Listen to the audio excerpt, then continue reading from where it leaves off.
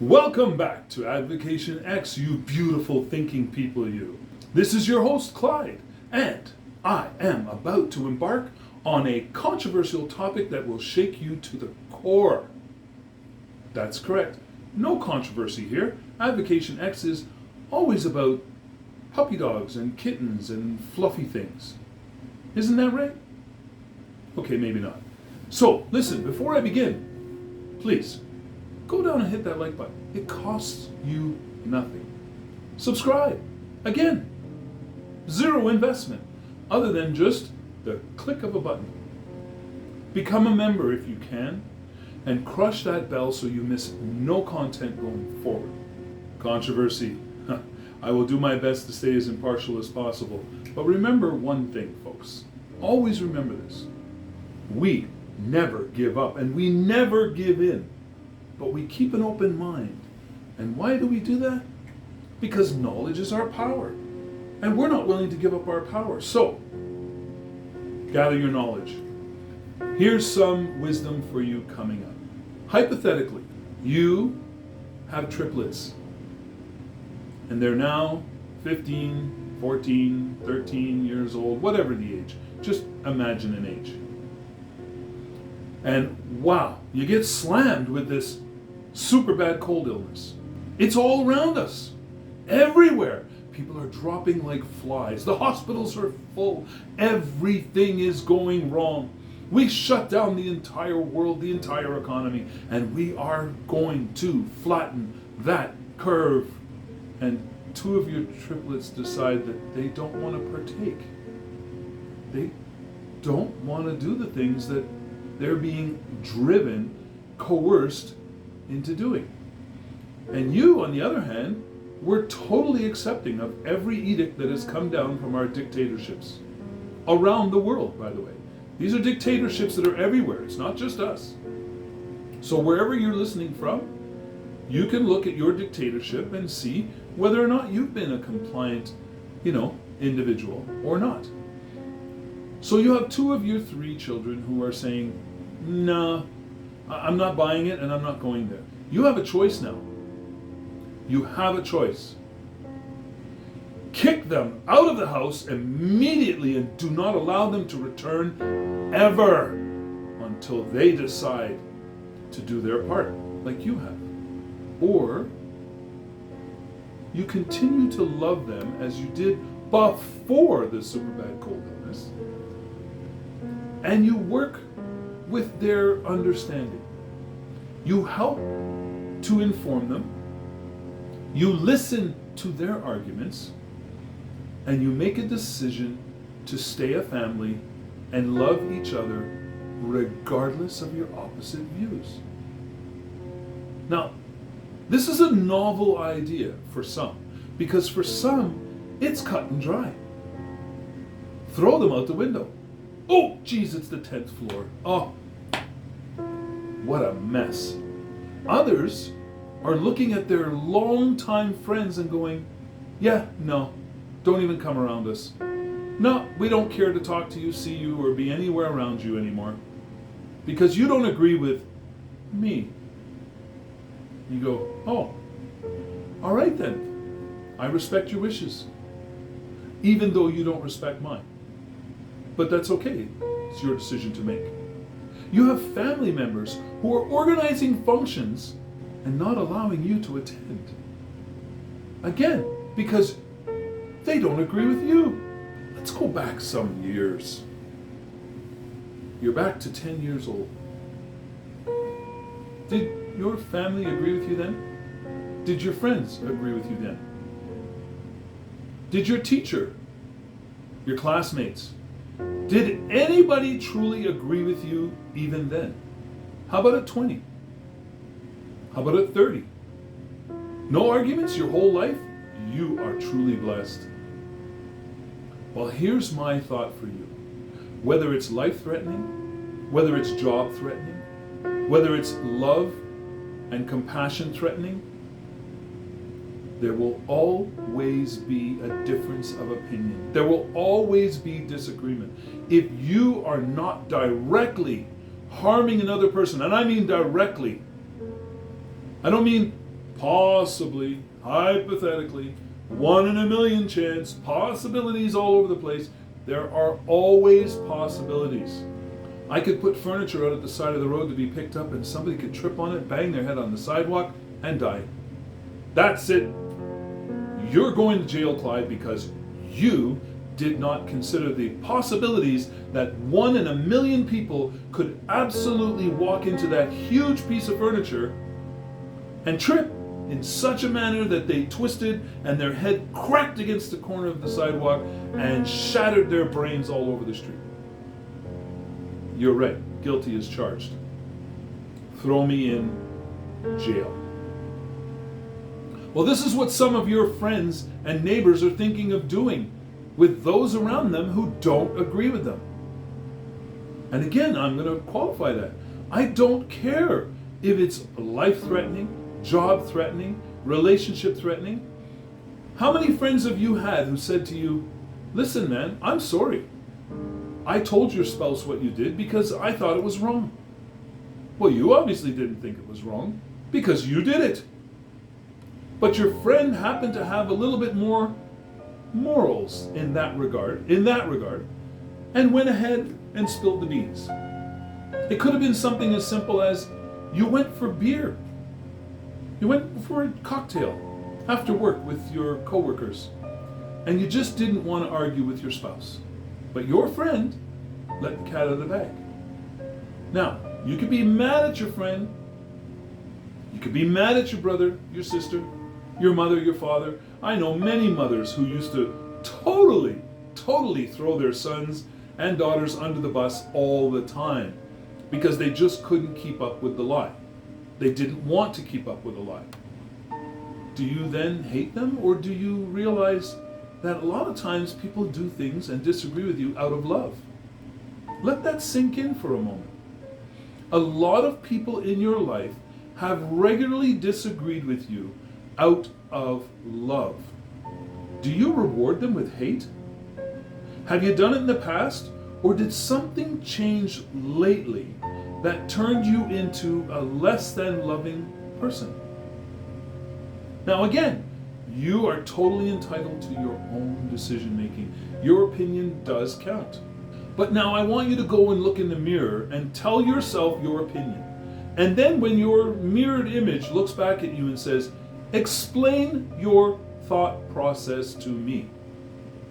To you. Right? You're talking to yourself. But that's okay. Be honest though. How do you justify to yourself your decision? How do you justify to yourself your apparent hatred for a friend, family member, co-worker, or other who yesterday you really thought was a great person, and today you can't stand them because they have a difference of opinion? If that makes sense to you, then go ahead, live in your isolation, because honestly, the only people you can be around are going to be hateful people who agree with your hate. Now, you're not the only one. There are many people who go to work and they really need the copy machine or whatever the case may be, and there's another coworker there. And they just happen to be moving slowly. Too slowly for your taste. You hate that coworker now because they're doing their job? Just not the way you want them to do their job? You wanted them to wait for you to finish before they came to the copy machine? Is that really fair? Can you really look in the mirror and tell yourself that your justifications for all the hatred you have harbored in your life is justified? Not to mention, if you're a religious being, if you are religious or spiritual, I don't care what you call yourself, religion in any guise or spiritual under any umbrella, how do you justify your hatred? And I know some of you right now are going, it's not hatred. I don't hate them. I just can't stand them. And I don't want to work with them. And I don't want them around me. And I don't want this. And I don't want that. And I would agree with you. You definitely have those feelings. Can you put those under the label of love? Can you put those feelings and ideas under the label of compassion? How about even just under understanding? So hear me here. I know some of you have probably turned off this video, and some of you are curious as to how far down the rabbit hole I'm going to go. Some of you have already shared it because you know the direction I'm going in. Hey, I love you all. And if you subscribe or you unsubscribe or you like or you dislike, I understand. It's a controversial issue I'm covering here. What I call the super bad cold illness, and you know why I have to call it that, is a divisive subject. It actually seems more effective at dividing our communities than race relations, than monetary discrepancies, than educational ideas. This is the most divisive topic I have ever witnessed in all of my years on this marble, or for some of you, this flat plane, or jagged rock, or whatever, oval, pear-shaped. There's so many different ideas out there. And you know what? I still talk to you. I don't care if you think the earth is flat. I still love you. I still love the things about you that I loved before you said the earth was flat, or round, or pear-shaped, or a flying disc, or a thick rock. Honest to goodness, how do you go around judging people for having a difference of opinion? How do you go around saying that person is no longer worthy of your love because they differ in opinion? Those of you who know me personally know I will fight like hang to keep you and your other family members or friends united. I don't think any of you can come up with any time when I have said to you, oh, you should not even be friends with that person.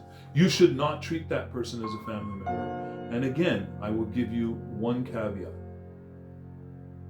There have been molesters in the past who have done things to their own family members. And I would definitely advise you to eliminate that individual from your life.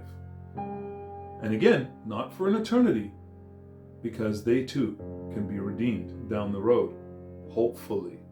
How about the bullies in the communities where I grew up, and I went and took care of that bully for you?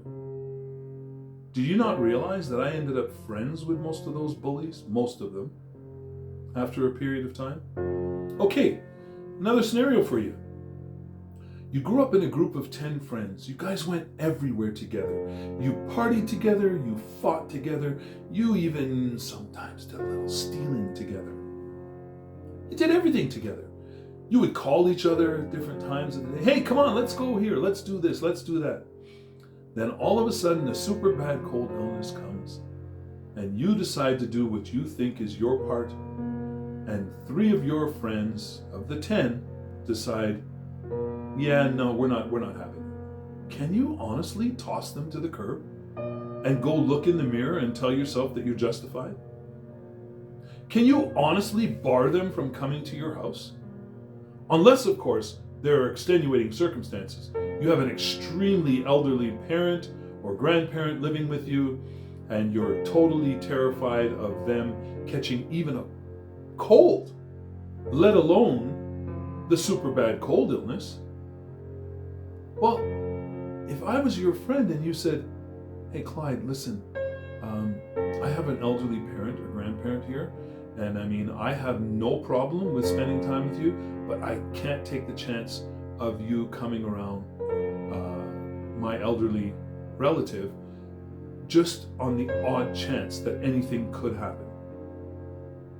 Hey, totally understand. I totally understand. You need to take precautions for that individual. There are some of you who'll say, well, I have an elderly parent or grandparent who's sitting in the hospital or in a home right now, and I don't want to. Haven't you noticed that the incubation time now seems to have lessened? 5 days is all they need now. So plan your visit.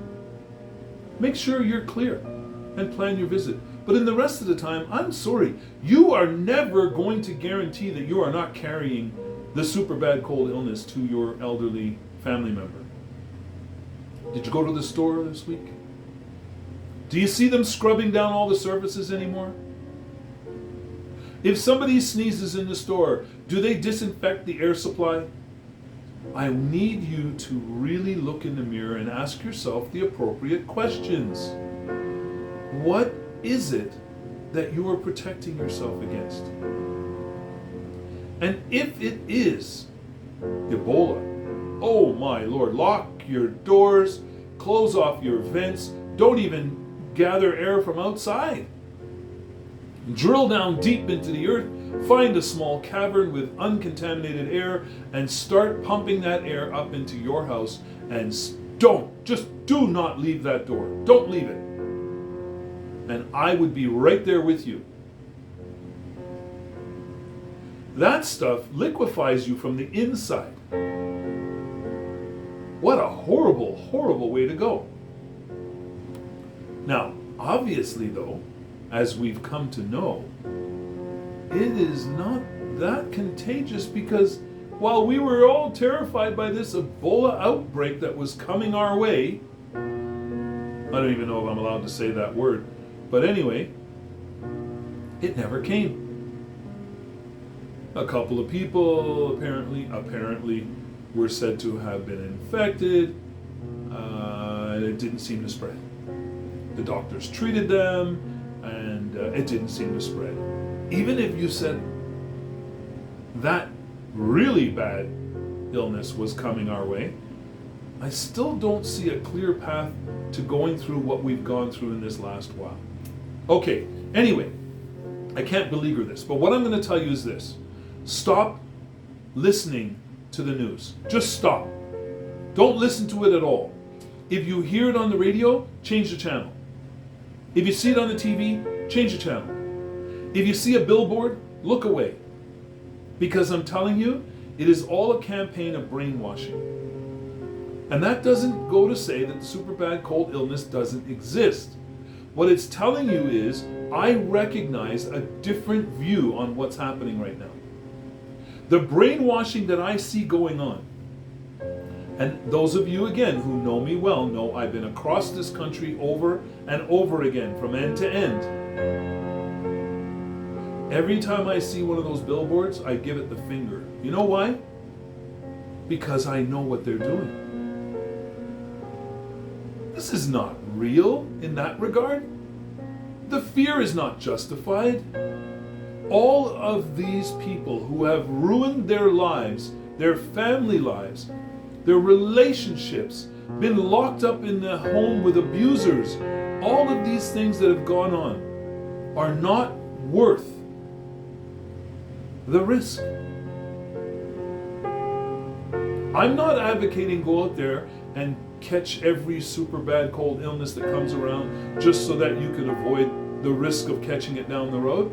What I'm saying is, you have to measure the risk. There's always a cost and a benefit. Remember in school, they always taught us to look at pros and cons. What pros have you seen resulting in the last years? I can give you a whole list of cons. A whole list. Starting with the number one. Death by isolation, by inadequate access to help when it's needed, to abusers. Folks, that's just the top of the list. You can go down the list as far as the rabbit hole can reach. How about the families that have been torn apart? The real mental health issues that have come from this.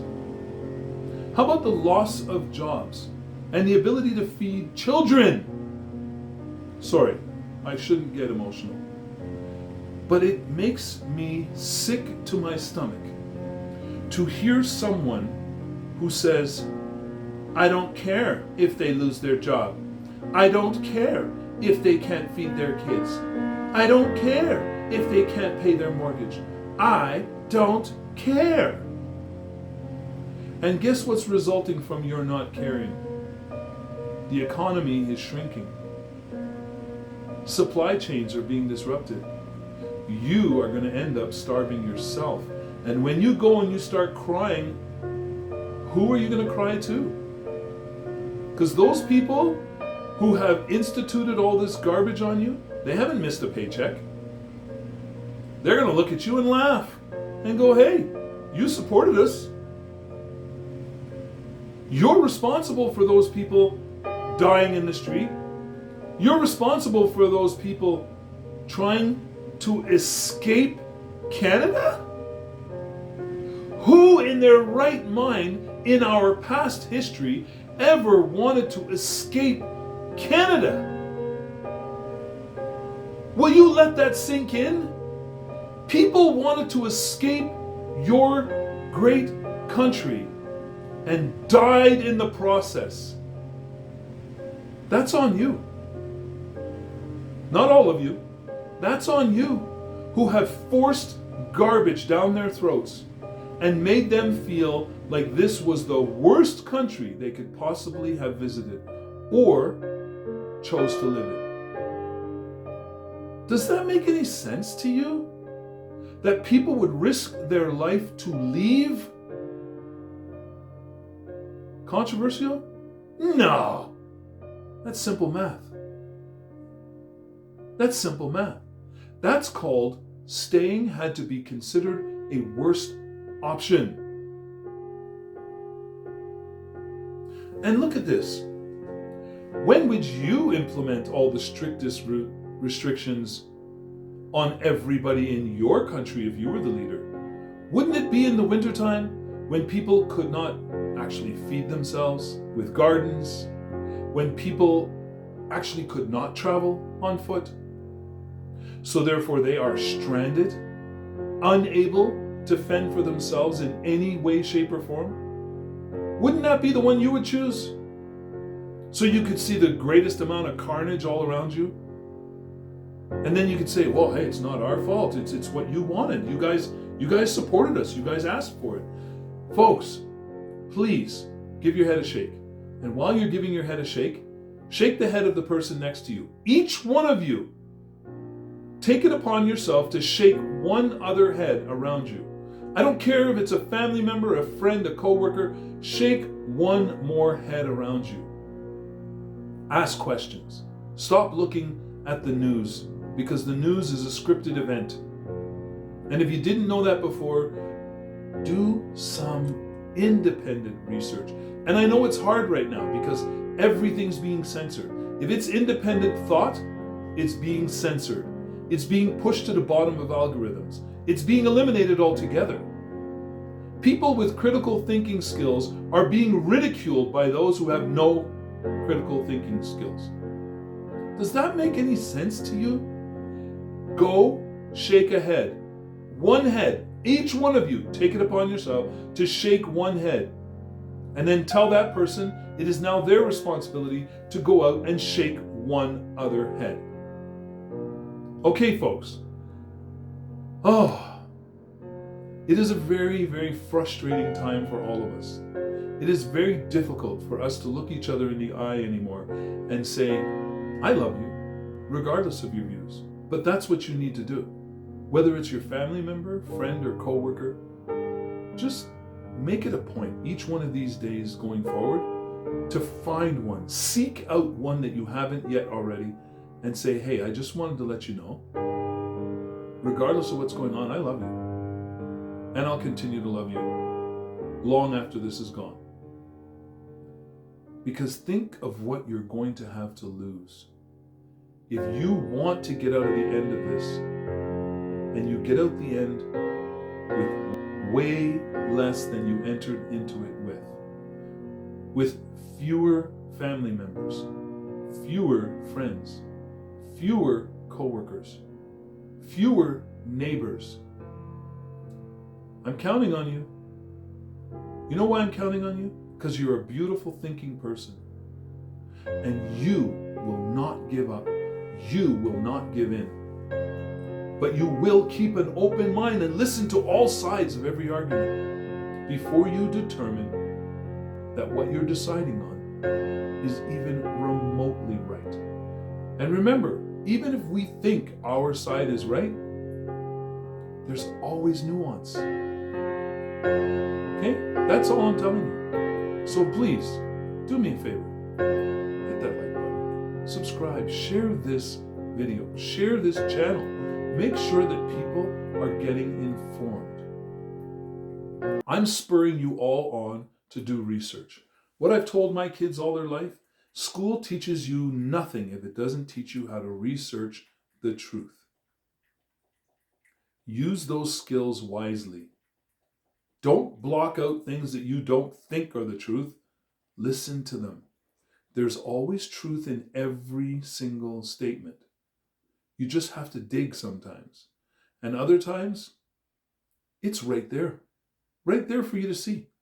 But you have to have an open mind to see it. So, everyone, stay safe, stay healthy, and above all else, stay as happy, loving, compassionate, kind, and understanding as humanly possible.